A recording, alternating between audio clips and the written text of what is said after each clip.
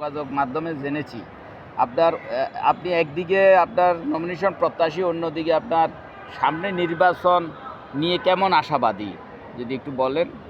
বিসমিল্লাহির রহমানির রহিম। মূলত বিএনপি একটি গণতান্ত্রিক রাজনৈতিক দল, সবসময় জনগণের উপরে আস্থা রাখে।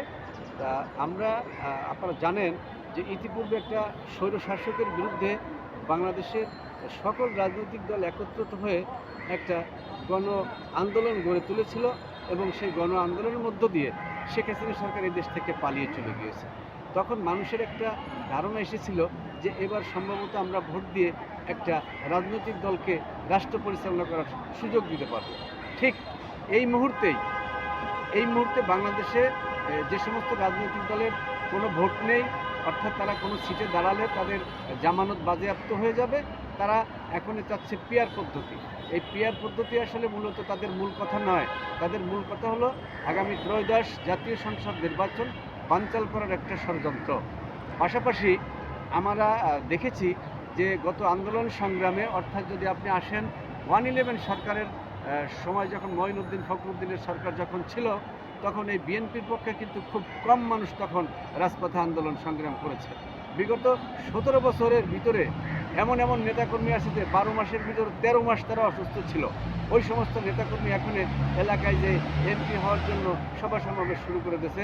আমি আমাদের দলের ভারপ্রাপ্ত চেয়ারম্যান জননেতা দেশনায়ক তারেক রহমান এবং পার্টির চেয়ারপারসন দেশনেত্রী বেগম খালেদা জিয়ার কাছে আমার অনুরোধ যে যারা 12 মাসের 13 মাস অসুস্থ থেকে আন্দোলন সংগ্রামে অংশগ্রহণ করে নাই, তাদেরকে শনাক্ত করবেন এবং তাদেরকে মনোনয়ন দেবেন না।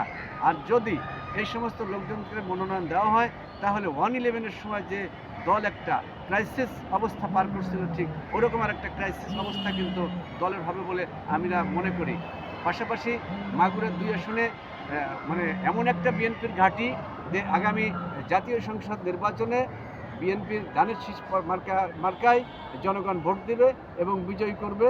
কিন্তু এক শ্রেণীর লোক আছে যারা বিগত 17 বছর আন্দোলন সংগ্রাম করে নাই, বিএনপির থেকে সুবিধা নিয়েছে, তারা এখন ওই নির্যাতিত যে সমস্ত বিএনপি আছে তাদেরকে তারা কমিটিতে অন্তর্ভুক্ত করতেছে না। আমি মনে করি একটা খুব বড় রকমের একটা ষড়যন্ত্র, এবং বিএনপির একটা মনিটরিং টিম গঠন করে প্রত্যন্ত অঞ্চলে গ্রাম টু গ্রাম, অর্থাৎ ওয়ার্ড পর্যায়ে দেওয়া দরকার যে কারা এই আন্দোলন সংগ্রামে ছিল। যারা আন্দোলন সংগ্রামে ছিল তাদের একটা লোকের জন্য বাংলাদেশ থেকে, মানে বাংলাদেশের একটি লোকের জন্য বাদ না পড়ে। যারা আন্দোলন করেছিল তাদেরকে অবশ্যই কমিটিতে অন্তর্ভুক্ত করতে হবে, ইহা আমার প্রত্যাশা এবং আমার দাবি। পাশাপাশি আইন শৃঙ্খলার যে অবনতি আপনি দেখেছেন, যে এখন এই গতকালকেও আগের দিনেও আমাদের আদাবর থানার একজন পুলিশকে কুপিয়ে রক্তাক্ত জখম করেছে। সাধারণ মানুষ নিরাপদ নেই। আমার কথা হলো যে রাষ্ট্রের দায়িত্বে থেকে যদি আপনি আইন শৃঙ্খলা নিয়ন্ত্রণে না রাখতে পারেন, তা আপনি দায়িত্ব ছেড়ে দেন। দায়িত্ব তো বাধ্যতার পৈতৃক সম্পত্তি নয়। এদেশের মানুষের জানমালের নিরাপত্তা যদি না দিতে পারেন, আপনি দায়িত্ব থেকে সরে দাঁড়ান। এখনও পর্যন্ত আমাদের এলাকায় আওয়ামী লীগের কিছু লোক আছে, গ্রামগঞ্জে তারা আছে, তারা ওই স্থানীয় যে মোড়ল মাত্তপুর আছে তাদের সাথে মানে জোট বেঁধে আমার বিএনপির যারা আন্দোলন সংগ্রাম করেছে 17 বছর, তাদেরকে নির্যাতন করতেছে, নিপীড়ন করতেছে। তাদের চোখ দিয়ে এখনও পানি পড়ে। আর যদি এই মুহূর্তে আমি ওয়াদা করলাম, যে সমস্ত লোকজন রাজপথে আন্দোলন সংগ্রাম করেছে তাদের রক্তের উপরে পা রেখে, যারা শহীদ হয়েছে তাদের রক্তের উপরে পা রেখে কখনোই আওয়ামী দোসরের সাথে আমি জীবনে আঘাত করি নাই। আমি যতদিন বেঁচে আছি ততদিন করব না। আমি শহীদ রাষ্ট্রপতি জিয়া রহমানের আদর্শ বাস্তবায়নের মধ্য দিয়ে বাংলাদেশ জাতীয়তাবাদী দল বিএনপির জনপ্রিয়তা গড়ে তুলব। আগামীতে দেশনায়ক তারেক রহমানের নেতৃত্বে বাংলাদেশের সরকার গঠিত হবে।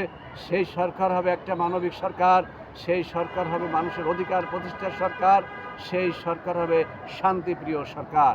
আসসালামু আলাইকুম। ধন্যবাদ। আর যদি আমাকে একটু যদি বলেন আপনার